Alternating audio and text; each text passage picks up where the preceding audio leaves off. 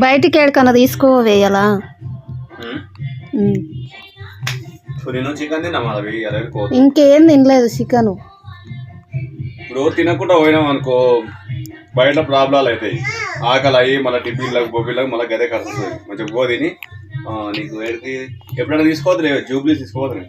ఇప్పుడు అడిగితే ఎప్పుడన్నా అంట, ఇప్పుడు అడిగితే అది ఎప్పుడో ఇక నువ్వు తీసుకోే టైంకి నాకు ఇంట్రెస్ట్ పోతుంది అని తీసుకోతావా లేదా? ఇప్పుడు గుడి కన్నా బయటకన్నా బయటకంటే బయటికి ఏదో ఒక బయటికి